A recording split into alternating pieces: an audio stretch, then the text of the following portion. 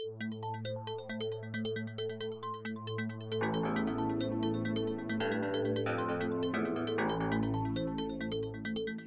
looks like we're about ready to go. So good afternoon, everyone, and welcome to our webinar.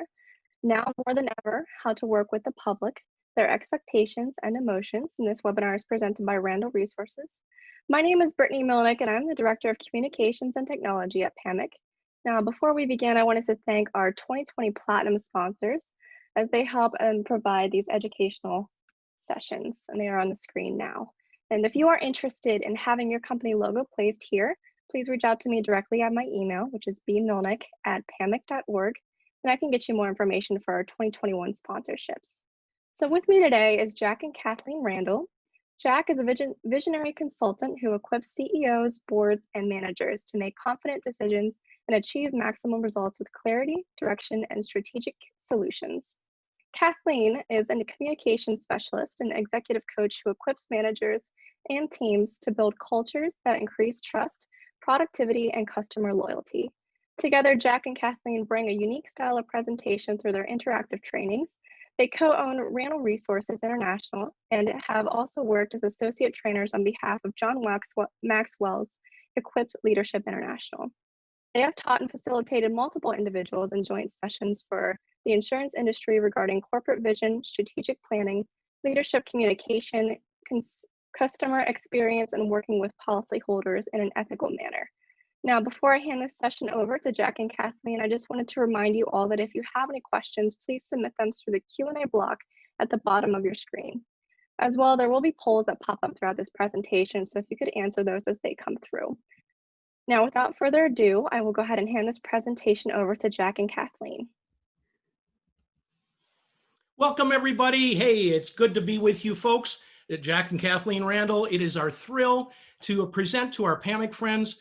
We're coming to you from our brand new $50 million studio here in Cameron, Missouri. Actually, Kath just kicked me. We are thrilled to be with you, and we are coming to you from Cameron, Missouri. So let's be real about it. We're excited to present this session for you, entitled Now More Than Ever, How to Work with the Public and Their Expectations and Emotions, and How to Still Take Care of You. We're going to talk, Kathleen's going to talk about how to effectively handle customers' emotions and how to continue to keep yourself engaged. My topics, my wheelhouse, as Brittany had mentioned, is more in the strategic planning and visionary, where are we going, how we're going to get there mode. And Kathleen is more in the leadership soft skills and customer service events. So she's going to be doing the heavy lifting, and I will be your eye candy today. So I hear some of you snickering, cut it out. So with that, Kathleen, take it away. Oh, it is our privilege to be here. Thank you for attending. You know, working in a relational business such as the insurance industry, I know that you know this, it is both rewarding and has its own challenges. But with all the changes in the current cycle of uncertainty right now, people are on a shorter fuse than ever, especially within the insurance industry. Often the only time you ever hear from them is when there's something wrong. Is that correct? I think I could see heads going. Absolutely. So with that, I'm going to share my screen, and more than ever, that's why it's important to take a step back and re-examine how do we look at the way we work with the public, because they do have expectations and they do have emotions that go with that. And I know some of you are already saying, you know, if they could just be a little more logical, we're going to talk about that. We are going to talk about that. So 2020 started out to be a year with great expectation, great anticipation. And I know even in our own business, we had things clearly set out. Yep, we did. And then all of a sudden, the fog set in. The fog set in. And as that fog set in, it turned out to be a year with hindsight of people that had a lot of confusion, and for many people, some mental and emotional fog. Well, I want to talk about that fog a little bit today and what we can do to look at it, what is it, and how to bring ourselves and work with our customers through that. And as I do, I want to share a story with you. In fact, the story is about Florence Chadwick. She was an experienced swimmer, and she also experienced both physical and mental fog. In fact, she was an amazing professional, and she had visionary goals. She was the first woman to swim both directions of the English Channel. And she also had record-breaking time for crossing the Strait of Gibraltar. Okay, so she set some lofty goals and she achieved them. In 1952, her goal was, she set out, she was going to swim the Catalina Strait. That meant from Catalina Island to the coast of California, a full 22 miles. And as she set out to do that, she prepared herself. She went through some grueling training because that water was icy cold, even off of California. It was known to be a cold channel. She prepared herself. She even gathered friends that would be going along in boats to help watch for sharks. And it was said that her mother even came along in one of the boats to help encourage her daughter. It was a 22-mile trek. Wow. Well, as the day approached, it happened to be they were going to swim it on July 4th of 1952. The day of July 4th, they came to the shore of the Catalina Island where they were going to start, and there was dense fog.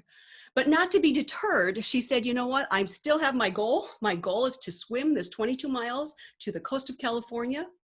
And so she proceeded on. And for 16 long hours, can you imagine 16 hours swimming in cold water in pure dense fog? For 16 hours, she kept up her stamina, her strength. She kept on with her goal to reach the California shore. And yet after 16 hours, she started to become weary. She couldn't see the coast at all. She started to second guess herself. Physically, she asked to be pulled out of the water. And all her friends and her mom were even encouraging her to stay in it, keep it going. But she was so discouraged that she couldn't see her vision that she said, no, it's done. So they pulled her out of the water into the boat. And what was interesting that day is that within just a few seconds, even through the dense fog, within a few minutes, I should say, the California coast became very clear and she could see it. And they found she was 1 mile. Just 1 mile away from her ultimate goal of reaching that California coast, that 22 miles. Some of us can relate this last year, right? In that swim, she got discouraged. She had a vision. We also, in 2020, need to now more than ever look at how do we work with the public? Because how have they experienced this year and how is that impacting their expectations and emotions? We all know some of these things. The areas that affected our customers affected us, impacted areas both in our physical health, in our financial health, and in our relational health. So with that physical, financial, and relational situation, I know some people even felt isolated in there, and that has affected us in many ways. I know even in August of this past year, the CDC came out with a report that they had done some research to find out how is this affecting not only people's physical health, but affecting people's mental health. Yeah. And what they found in that report, they said almost 41% of Americans struggle with mental health issues stemming from the pandemic. People felt isolated because in that report, they found that people said 40% of respondents said no one even called to ask us how we are doing. Yep. Can you imagine not having a lifeline from people to even check on you? So people's mental health as well as physical health has been affected, and it affects how they react, what their expectations are. So I'm going to do a quick poll here, if you will, please, and please interact with us. It'll only take a quick minute, and you can choose as many answers as you want. Brittany is putting it out right now for you. She'll give you a minute, and in that poll, how are you seeing people reacting? And you can choose multiple answers here. There's 10 of them. Are you seeing hopeful as the most likely one? Or people are more at the point now they're apathetic and don't care anymore? Or some people are overwhelmed to the point that they're forgetting things. They even say that during workday, oh, I can't remember everything I have to do, or I've forgotten that because I was so overwhelmed. Some people are fearful. Some people get overly anxious and it affects them physically. Some people go into depression. Some people, it comes out with short and terse words and question everything you do. Some people are impatient, and I'm meaning more than normal. Yes, you have impatient people, but more than normal. And some people get absolutely angry and take it out on you, even though it's not about you. And we're going to talk about that more today. Brittany, how are we doing with that poll? Oh, wow, it's up. And what are we seeing? People are anxious. anxious and 64. overwhelmed and forgetful. 64% on both. 64% on both. That is huge. That's huge. Anxious and overwhelmed are the top two that people, and I wish I could say more were hopeful, but that's at the bottom, way at the bottom quarter. Okay, so what is it that we can do? Brittany, thank you. I'm going to close that. You can close that poll. If that is what we're seeing, people are anxious and they're overwhelmed and even to the point of being forgetful, it is important now more than ever, because your job is a relational job, because the nature of your job is working with people, then we have to look at the why. Why is it important to work with the public, their expectations and emotions? Because when people get stressed, they're anxious, they're overwhelmed, they begin to react. And what's interesting, when we talk about reaction, in 1998, a study came out that found people in their self-control, they found that that is a limited resource. Wow, self-control is a limited resource. Kind of like a muscle, then after a while you get tired. After a while, muscle it gets tired. And you know, we see that with children, you know, that it's a limited resource, their self-control. And you think about Christmas coming up, they can't wait to open those packages. Their self-control comes to the point where they just want to go rip open a little piece or do something. But with adults also, self-control is a limited resource. Even for you, realize when people get stressed, we would like to think that people can think logically and they can control themselves. Now, I'm not giving that as a carte blanche that people have a right to just not have self-control, but you just need to be aware as you're working with people, their self-control is limited. That could be why. Okay, so today we're going to look at people's reactions. What triggers people to react? What are some of the things you need to do to respond? And also I want to finish up with, what do you need to do to take care of you so that you can keep working effectively with people?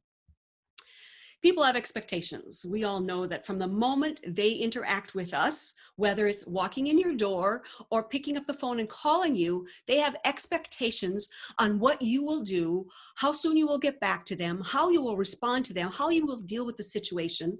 They have expectations. And whatever they experience, that process and outcome will be their evaluation of you, and not so much you personally, but your company. That's called customer experience math. While they may not have it out here in front of them, they do have it ongoing in their head. So it's like this. They can have a great time dealing with Brittany. Let's start with Brittany. They probably experienced working with her and she was great to work with. And maybe in that same, we'll put Brittany and Jack and me right now in working in the same company. Maybe they experienced a great time with Brittany. Then they worked with Jack down the road and he was doing some underwriting and they experienced a great time with Jack. They worked well with him.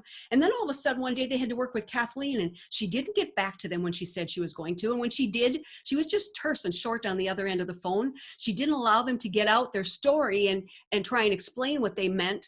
She was just quick and to the point. And what happened to that customer math? It could have been great the first time with Brittany, great with Jack. And all of a sudden that customer hit Kathleen and they're thinking, man, I don't like working with that company. They are hard to work with. So customer experience math, it is based on all of us together, working together. I like what Jan Carlson, former Scandinavian airline executive, said. Each of us has a moment of truth every time we work with people. He said, anytime a customer comes in contact with us, it is a moment of truth. Any aspect of what we say and do has an opportunity to form an impression. Now, do I mean just the frontline people who work directly talking to your policyholders or your agents? Absolutely not. I mean everybody. Even if you are a support staff for someone who works directly with the customers, your job impacts ultimately how that customer is affected and the impression. So let's talk about customer experience. And yes, I did not say customer experience, customer service. I said customer experience. Because the truth is, we can have everything lined up in a checklist so perfectly of all the what to do's. But the truth is, your customer doesn't care about what you do. They care about how they feel when you do it. So it's all about their experience. Right. Wow, that can be a vast gamut because every customer is so different. Yes, did I say customers are egocentric? Absolutely. It is the customer of one. Every time they call, It might be the end of the day. It might be 5 o'clock and you're saying, okay, do I take that call? It's 5:02. I really don't want to. And you pick up the phone and it's that customer again that, oh, really? You're thinking, I don't know if I want to deal with this now. They can hear that mind frame, that mindset coming through your voice. It's what they feel about what you do. You know, we like to think that people can control themselves to be logical and not be so emotional. And some of us are saying, you know, do we have to always deal with people's emotions? Can we just deal with this logically? Well, we all know we can't control someone else. And here's the thing. The brain has logic and the brain has emotion. But what takes over more in situations, especially when people are stressed, is emotion. I like what Chip and Dan Heath said. They said that emotion is like that 6-ton elephant coming charging through in a situation that can be out of control. And that logic is like that rider on top trying to control that elephant, trying to control the emotion. But once emotion takes over, it can go rogue. So we have to learn how to deal not only with logic, but we need to learn how to deal with emotion. And emotion often starts here. It's a physiological thing that starts with perception. People feel threatened, and any of us feel threatened in different ways. What we perceive as a threat to us, we go into protective mode. Our brain goes into protective mode and instantly it hits part of the brain that sends out hormones, and those hormones start increasing the heart rate, start increasing the blood pressure, affect our breathing, can't sleep at night, can't concentrate. And I know people have said to me, they've said, you know, I just find my heart racing during the day. Or I feel like my blood pressure is constantly up and my doctor is saying I need to be on more blood pressure medication. Or some of us find ourselves working and holding our breath trying to get through something. Or on the opposite, some people are hyperventilating trying to deal with the stress. Many of us say, you know, we wake up in the middle of the night just thinking about things and can't get back to sleep. Or some of us can't even get to sleep, and it affects our health that way too. And while we're at work, some of us are trying to concentrate, but it's like, oh, I can't get my brain to concentrate like it used to.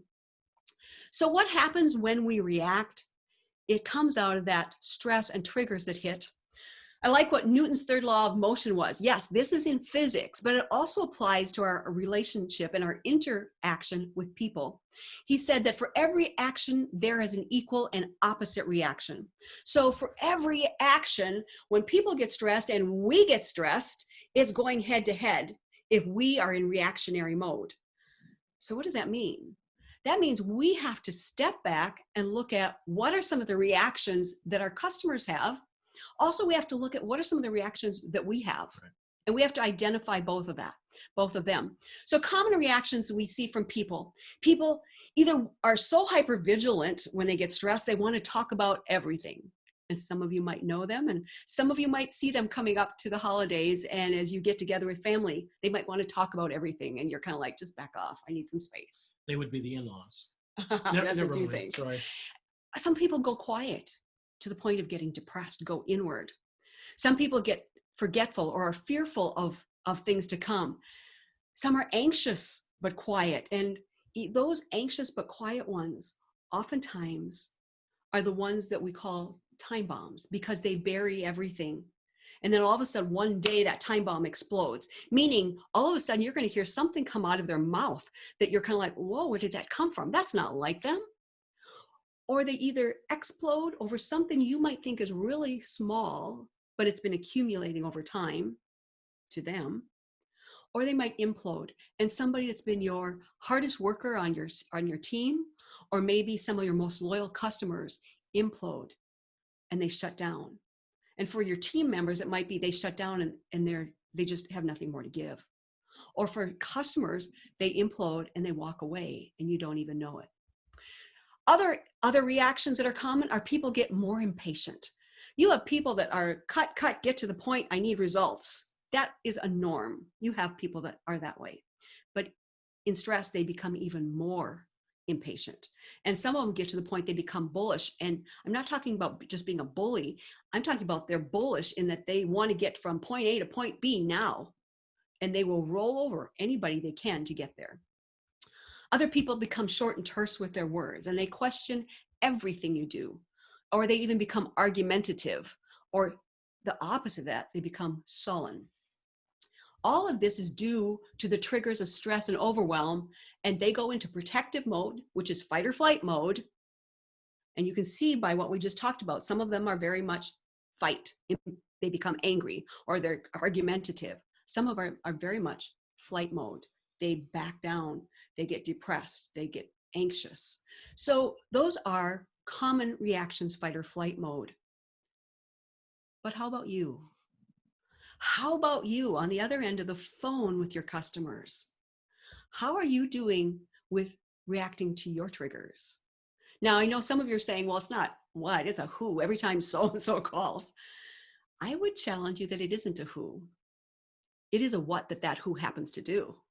And that what is going to happen and trigger you even outside of those phone calls. That person that you're seeing in your brain right now just happens to do something that triggers you to react. Do you know what triggers you to react? If you're going to continue to work with people and to keep your batteries recharged, it has to start with you knowing you. You need to know what things are triggering you to react so that you know how to respond. Because in fact, how is your self-control holding out?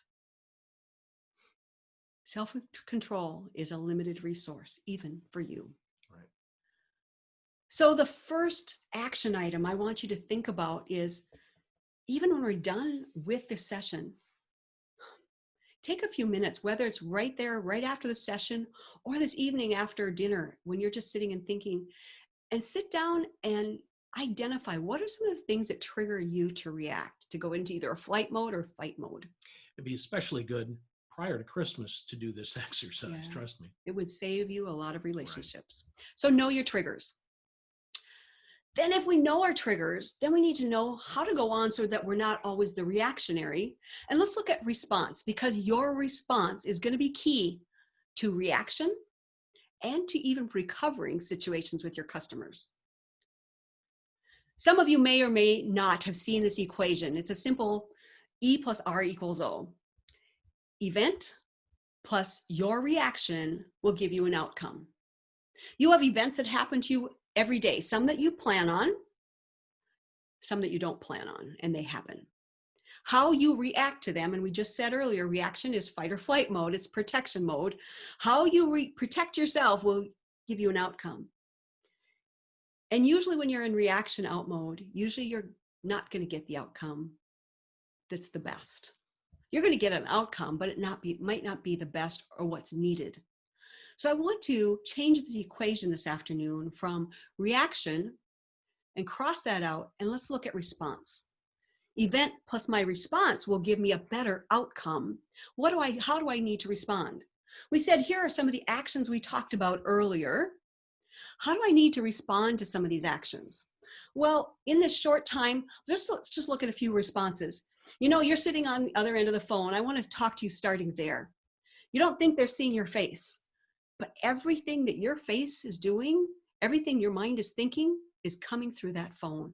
So if you're thinking, oh, here's this customer again. Oh, I have to listen to her for how long? And you're holding the phone, even holding the phone out here like this. When you come back, they're hearing through your words what you're thinking. So engage with your customers when they're on the phone. Make sure that you're even looking at them. Yes, looking at them. And I often encourage people to have a mirror next to their desk so that you're looking at your face, because that's how they're hearing you. That's exactly how they're hearing you. Your response also then, let's go into some things that we talk about. Please understand when, especially right now, if people call and complain, or people are calling you and they're a little more agitated than normal, or maybe a lot agitated, please understand it's not about you. They see you as being the company. So that's a good thing and a bad thing. We're going to talk about it as a good thing later, but they see you in that situation as the company. So don't take it personally. It's a situation that happened. So do go into listening before problem solving. Okay, some people say, yes, Kath, I'm a good listener. I hear that all the time. I need to be a better listener. But I would guess, no, I don't guess. I know in the insurance industry, you're paid to be a problem solver. Yeah. A problem solver. Is that correct, Jack? That is correct. That is correct. People call you because coming to you for answers. And so when you're listening to them, I know that most of you or most of us are probably listening and already in our brain trying to calculate what we're going to say, because here's the resolution that they need. So we're problem solving even before they get done telling us what they need to tell us. My encouragement to you is, while they are talking, be present in that moment, and with your brain, picture what they're saying. Yes, picture what they're saying. Don't jump already to the end of the story, how you're going to solve it or what you need to say. Be present in the moment by listening to them. As you're talking to customers, whether if it's in person, make sure you don't mirror their agitated facial expressions. Or more importantly, right now in this season, when you're on the phone, don't mirror their tone of voice. If you mirror that tone of voice and they're getting agitated and you're getting agitated, that's back to that Newton's second law of action and reaction, right? If you're raising your voice, we all know from experience, that's only going to raise the temperature of the whole situation. So make sure that you keep your voice at a calm voice, meaning in your normal speaking voice. Now, neither did I say to go into this calm down, Kathleen, just calm down. That's what I call a patronizing voice, and none of us like to be patronized. So don't let your voice go that way. Neither let it go high. Keep it at your normal speaking voice. We'll talk about that more coming up. Do over communicate, meaning get back to your customers sooner rather than later. Don't let those emails go 2 and 3 days and you haven't gotten back to them. You need to turn that email around within 24 hours, or you need to pick up the phone and call them because you said you were going to call them. Even if you don't have the answer yet, don't wait for the answer. If it's been 24 hours and they haven't heard from you, either email them and pick up the phone, let them know you're still working on it, but just wanted to touch base so they know you haven't forgotten. That's giving them assurance. With your team, right now in office, and then some of you are working remotely with your teams, do make sure you bring people together, even if it's for a 5 or 10 minute conversation once a week, that you over communicate and let them know what you know. Oftentimes, as a manager, you may have information that you're privy to that people don't get to hear. If they hear it through the grapevine or secondhand knowledge, that cause anxiety in people, even on your staff. So do over communicate and do get back to people early. Also, when you're working with people and you've got people on the phone, don't try to over talk them. And I know some of you right now are saying, but what about those people that they try to overtalk me and they won't let me get a word in edgewise? Okay, here's the interesting thing. People can only talk for about 2 minutes. And some of you are saying, I've got people that talk longer than 2 minutes.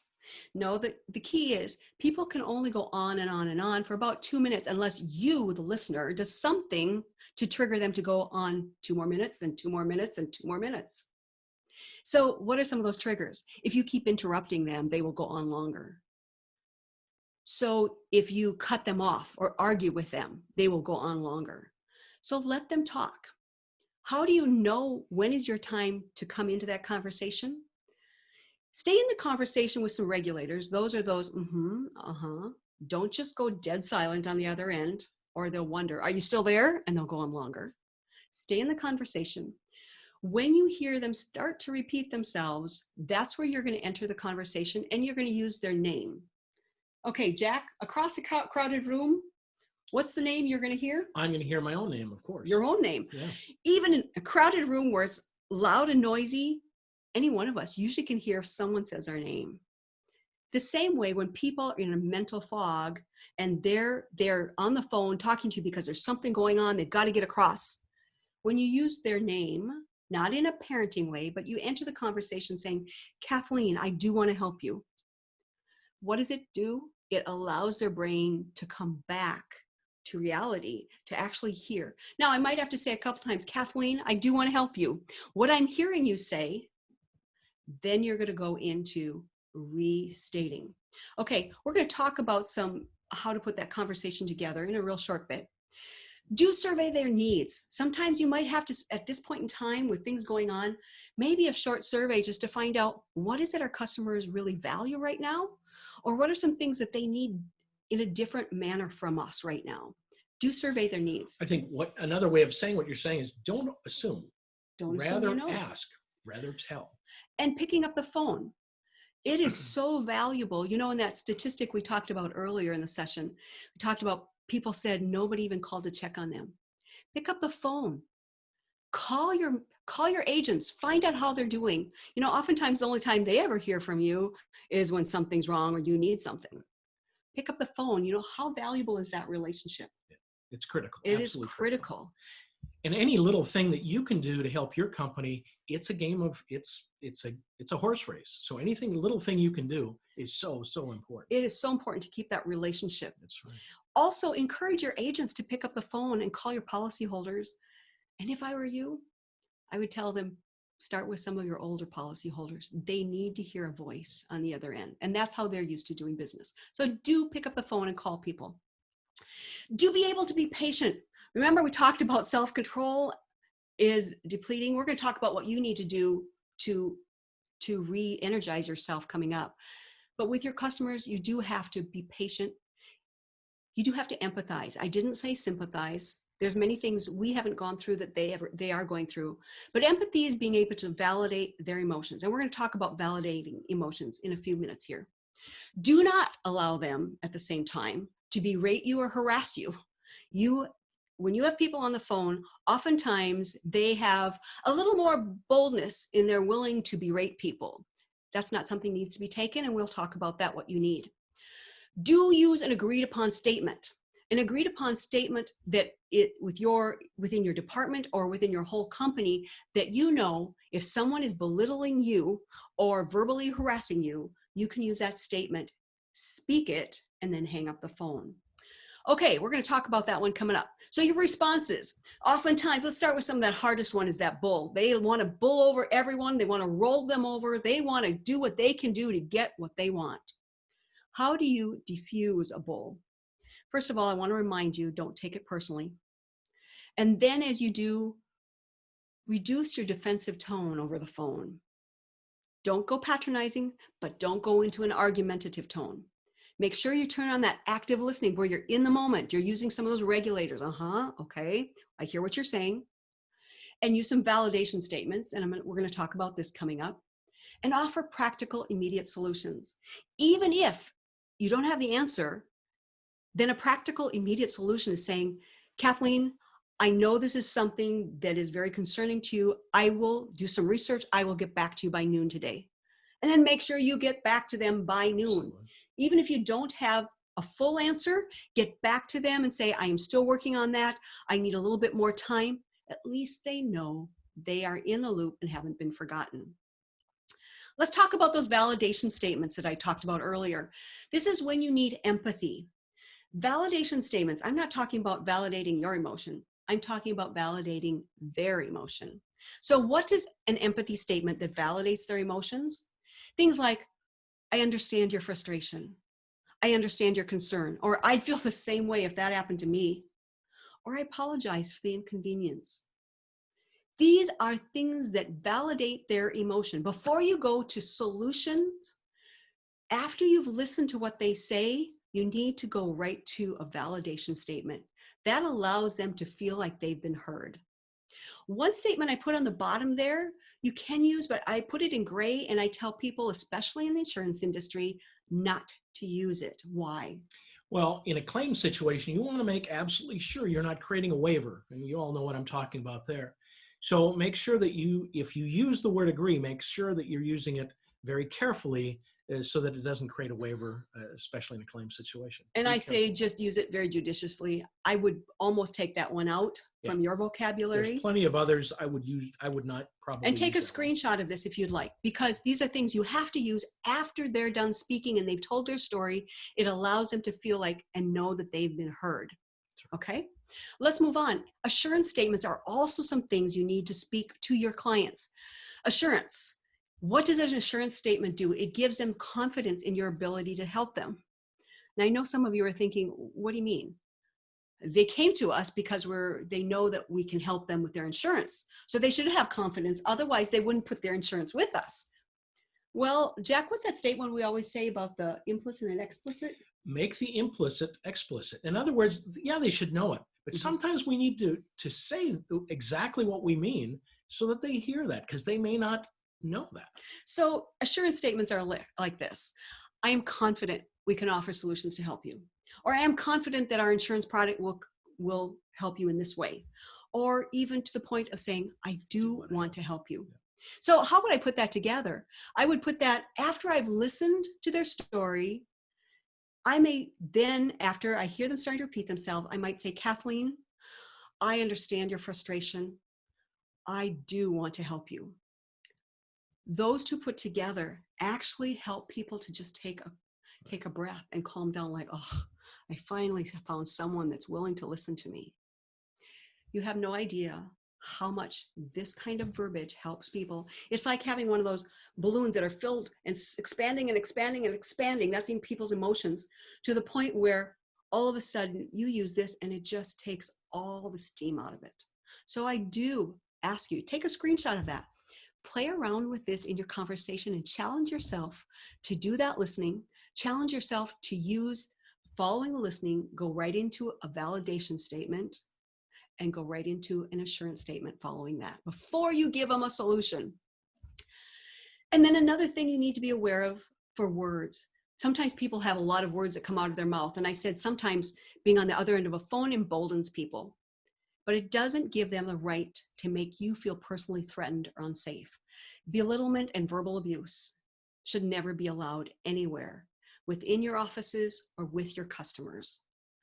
So when you feel, now it doesn't mean that someone else doesn't feel belittled by that person, but it's when you feel belittled or someone, you need to be able to have an agreed upon organizational statement. Right. Something that your whole office, your whole department, or your whole company is agreed upon. Here are some examples. It would be that I could say to someone, maybe on the other end, maybe it was someone on the end of the phone, and it was Jack. And Jack was just all of a sudden starting to berate me, berate who I am. Maybe he was even swearing at me.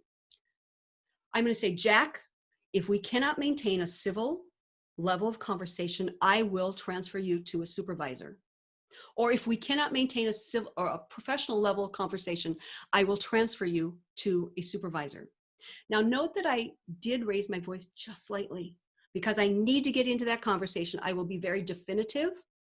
I will slow my voice down, even though I raised the tempo a little bit, I raised the volume slightly. I'm not going to go up here.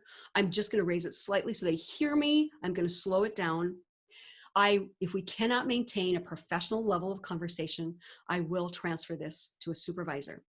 Now, here's the thing you need to know. There are some people, and you know who they are, that love to call in and they like to climb up the ladder to get to the very top. They don't want to talk to anyone they should be talking to. They keep climbing. So maybe it's not transferring them to a supervisor. Maybe you've agreed in your department, you're going to say something like this. If we cannot maintain a civil conversation, I will end this call. And I might have to say that, Jack, and Jack keeps going on. If we cannot maintain a professional level conversation, I will end this call. And then you hang up the phone. Your company may already have an agreed upon statement. So do talk to your supervisor, find out, because this is where you want to make sure that you're tying in your supervisor and possibly HR. So you want to make sure everybody has the same message. Yes. And you want to know where that is. But you already may have one. So use this as an impetus to have that conversation. And right now, when you're at home or you're working with people on the phone in the office and you're not having them come in as much, this is something that's great to have on the side of your computer or a small strip on the bottom of your computer that you have it in front of you. And when I work with people, I have you practice it out loud, because if it never comes off your tongue, you don't know how to say it. That's right. So another example, here's a second example, is using an assurance statement with it. Jack, I do want to help you. And he goes on and on and on. And I will say, Jack, I do want to help you.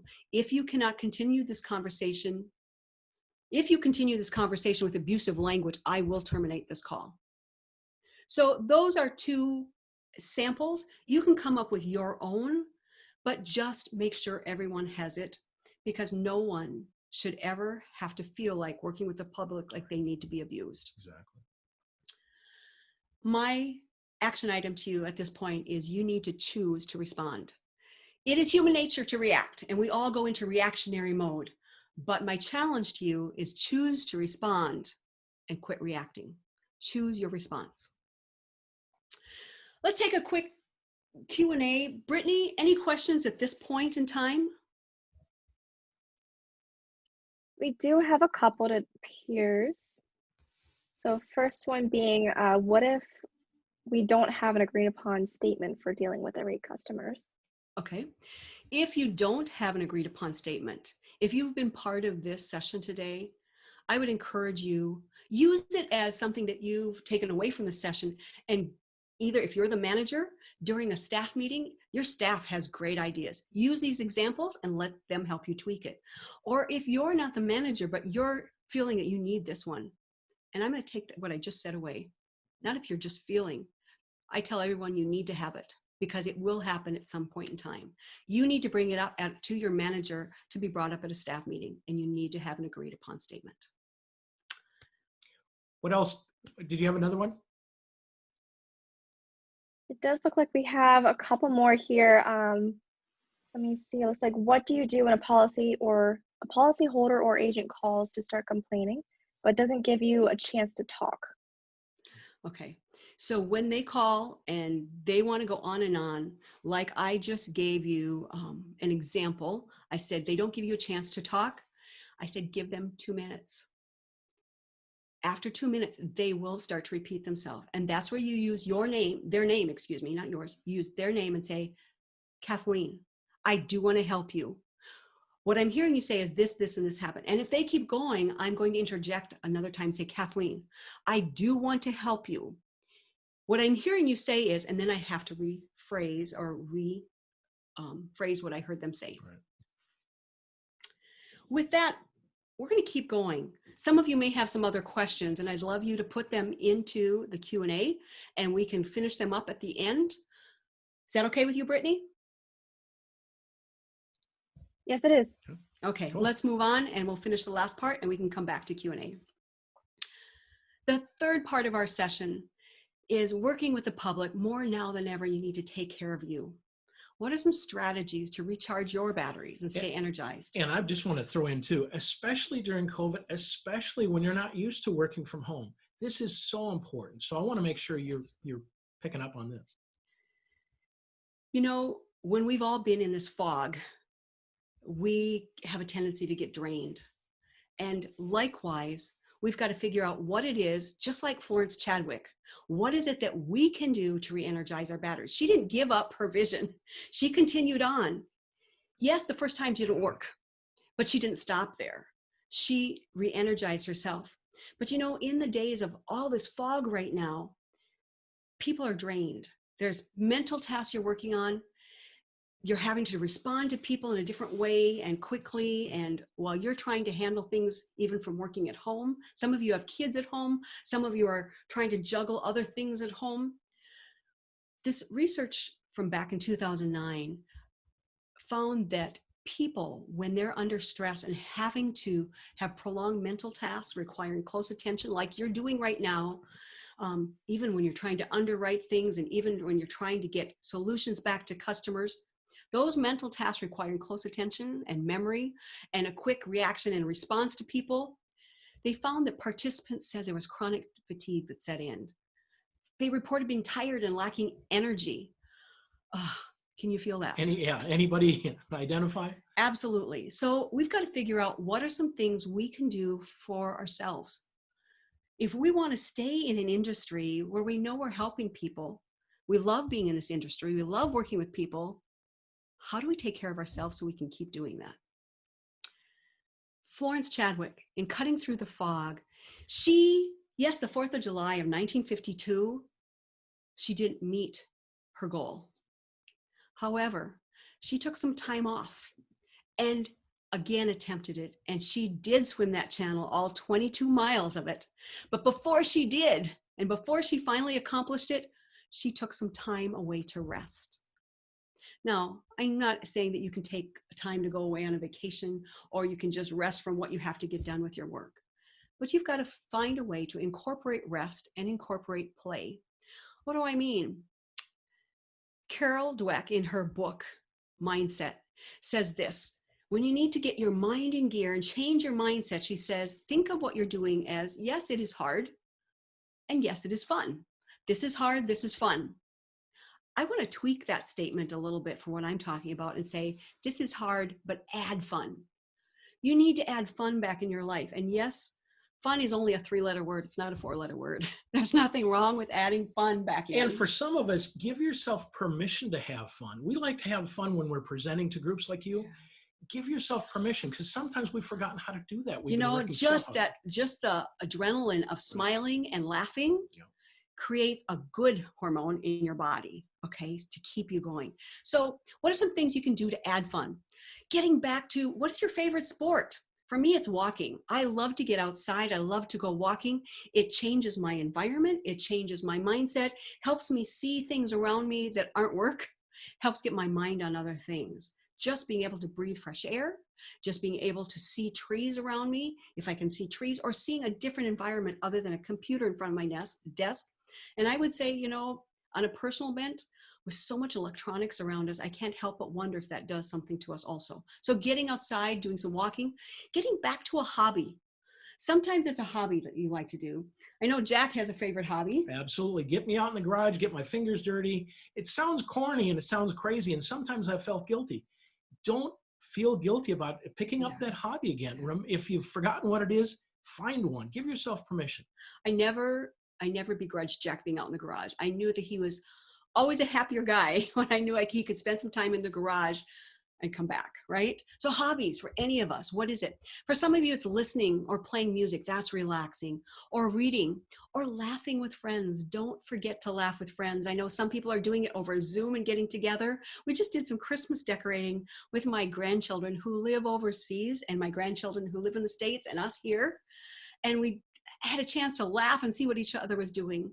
Or maybe going out for a cup of coffee if that's allowed where you're at, and being able to sit, have laughter and talking with friends. Be creative too. With technology, you can incorporate that. So technology can be a very good Switch thing it too. up, switch it up. Or maybe it's a long weekend of a staycation where you can shut off work. And even if you're working from home, don't touch that pile of papers. Don't turn on a computer. A staycation where you can do some things back to your hobby, or get out and do some sports that you like to do, or maybe sit and read some things you like to read. When you're in the office, do make sure you take a lunch break, whether you're in the office at your location or whether you're in your home office. Plan a time for lunch, even 15 minutes. Take 15 minutes away and nourish your body without having something in front of your eyes that has to be solved. For many of you, some of our coaching clients aren't taking their breaks because they're working now from home, and they're probably working harder than they ever had because they want to do a good job and they just want to press through. And we're here to say, take those breaks. You need time to recharge. You need time to recharge. Absolutely. Get out. If you're working during that day, get out and go for a walk, even if that's what you do for lunch. When you're working, make sure you think about your breathing. You're taking slow, deep breaths so that you think about that you're not gritting your teeth and holding your breath. You have to logically think about your breathing, because if you think about slowing down your breathing, it actually lowers your blood pressure. So you have to think about breathing. We know you're breathing, but you have to think about how you're breathing. And surround yourself with pictures of people or places or things that make you smile. Maybe it's your children or grandchildren, or maybe it's a favorite pet, or maybe it's places you've traveled to or would love to travel to coming up. So those are all things to start adding fun back in. And then do be aware of what you're putting into this machine called your body. I know if you're like me, I've done a bit of stress eating over this time. They talk about the COVID-19, the 19 pounds you add. Well, I think for some of us, it might be more like the COVID-50 or COVID-75. Yeah. But think about some of the snacks. Filling your refrigerator or your cupboards with things that when you reach for something, that they are good for you. Things that have antioxidant and natural energy. And you can do more research on that. But whether it's nuts or whether it's fruit and vegetables, whether it's berries are great with that. And thinking about what you actually put into your body, and lots of water. I mean, sometimes we reach for a soda or we reach for a caffeinated coffee drink. How much water are you reaching to? Make sure that water is continuing to come in, because that is also part of getting through stress. So why look at changing your mindset, and why look at what the foods that you put in, because when you change your sensory experience, you actually lower your stress hormones. Those hormones like cortisol and epinephrine and adrenaline, you lower them and actually strengthen your immune system by releasing health enhancing hormones. So be aware of what's going into your body and what you are doing for rest and relaxation and how you are having fun. Add that back in. Cutting through the fog. When Florence Chadwick cut through that fog and she actually achieved her goal, she kept her vision, but she adjusted her strategy. Jack, talk to us a little bit. Hey, all right. Now you're in my wheelhouse. I love this topic. 2020 happened. And of course, in our business, we had a vision for what we wanted to accomplish this year and for the next 5 years. And also we had a strategy to achieve that. Well, your business, probably the same. You've got a vision. What does the future look like? What are we expecting? And what's our strategy to get there? Well, in 2020, COVID hit. Now, did our vision change? No. Our vision of what we want to succeed stayed, but we had to adjust our strategy. How we're going to get there or what we're going to do was adjusted, and no doubt, same for your business. Think of it this way, for those of you who know how to drive a stick shift. If you're driving a car and you need to start out on a straight level, your strategy to get the car motivating is different than if you're on a downhill or if you're on an uphill. The same thing when real life comes along, we need to keep our vision, but we may have to adjust our strategy. I like this expression here that we've used. We've said that goals and strategies are good, but if goals and strategies never add up to or align with the vision you want to achieve, that little word you, then goals in and of themselves are not motivating. Here's why this is so important, especially for you. We talk about our organizations having a vision and strategy. Well, your personal life, I hope you have a vision for the next 5 years. What are you expecting? What is your strategy to get there? And hopefully your vision, I get to the camera here, your vision matches what your organizations are. If there's a mismatch or if there's not alignment, there's going to be problems. You're going to have burnout. So you want to make sure, how does my personal vision align with our corporate one? Maybe I need to do a transfer within the organization. You don't have to leave the organization. Does that match? The third point, when Florence Chadwick wanted to achieve her goal of swimming that channel, she also had to have a different perspective. If she wanted a different result, she needed different insight. So she engaged an objective voice and utilized a coach.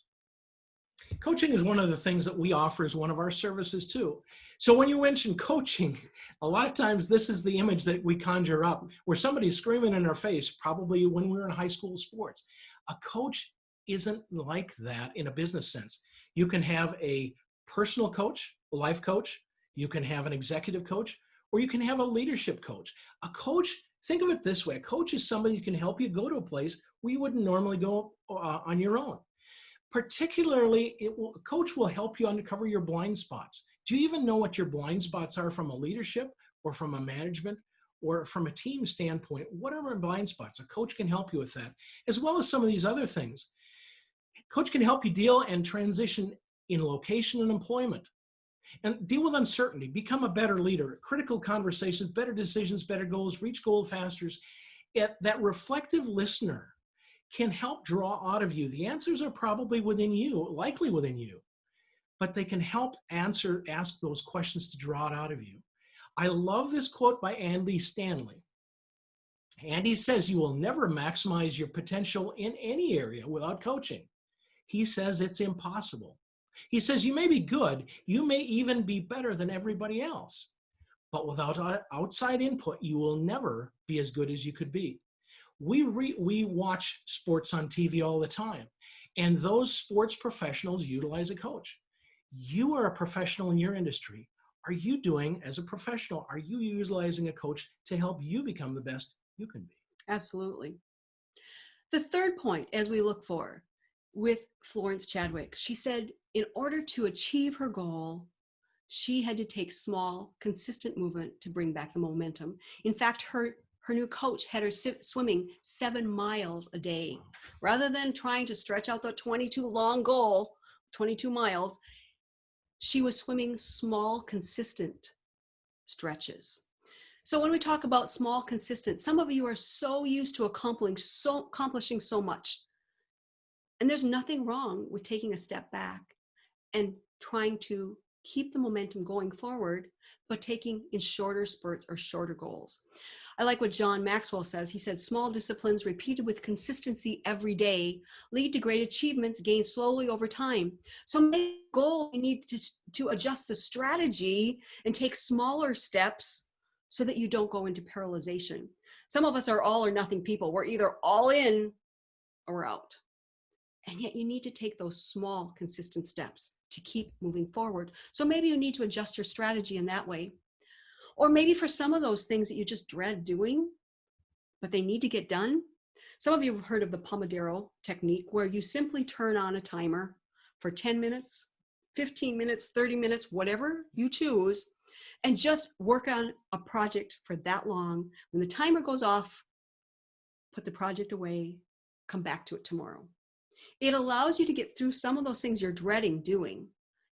Small, consistent movement.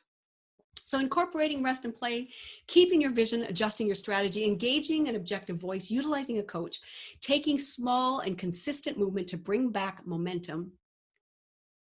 This action item is huge. You need to take time to take care of you. There are only 24 hours a day. You're never going to be able to make more time.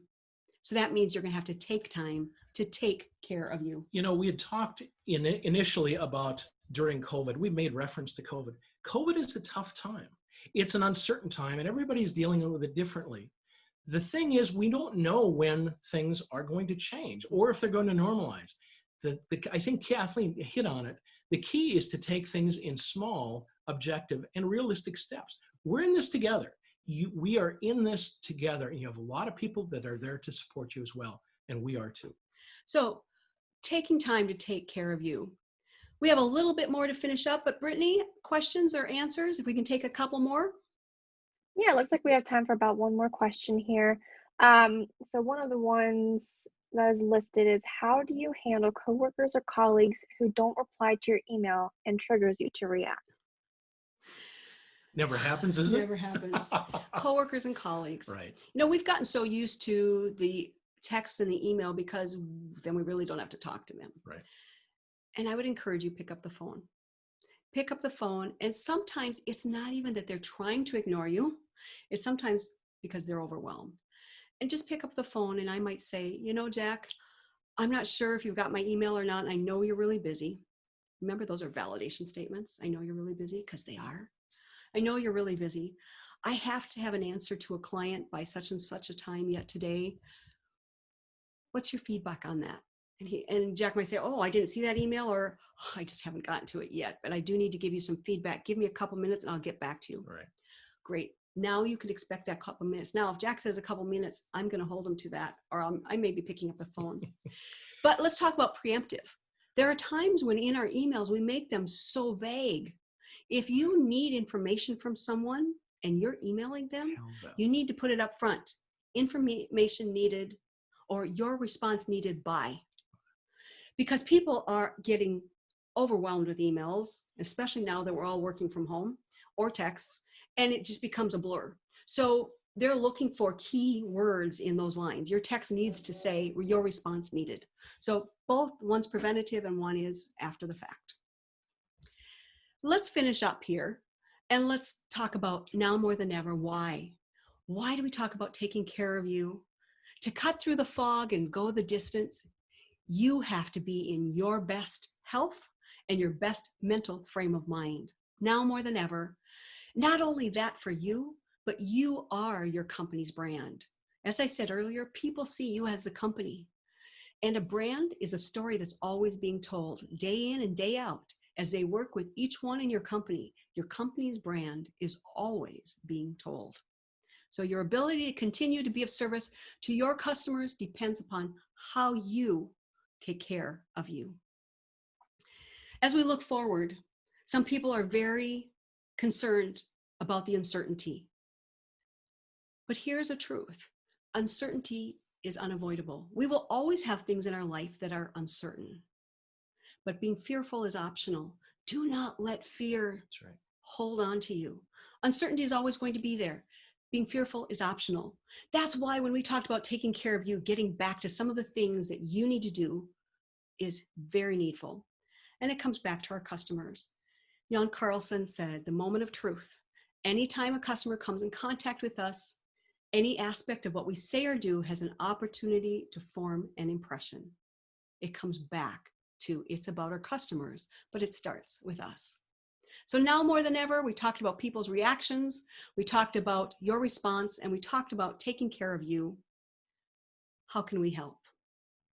We offer all types of coaching, training, consulting.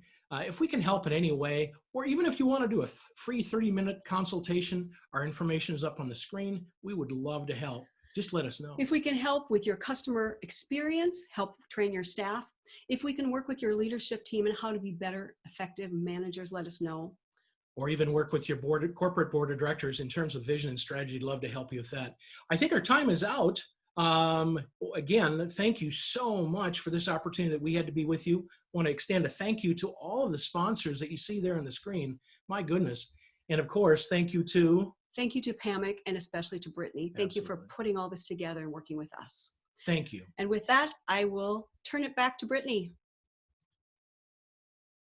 Perfect. Thank you again, Jack and Kathleen, for this amazing content. Anyone, if you would like to rewatch this webinar or share it with other employees, it will be listed within our on-demand section of the PAMIC.org website. Additionally, if you would like to contact Jack and Kathleen, I will be sending out their contact information along with the recording of this webinar to go to all who attended today. So again, I wanted to thank you, Jack and Kathleen, for sharing your experience with us. And thank you all for attending. And on behalf of all of PAMIC, I want to wish you a very happy and safe holiday season and a happy new year. So have a great rest of your day. Take care, everybody.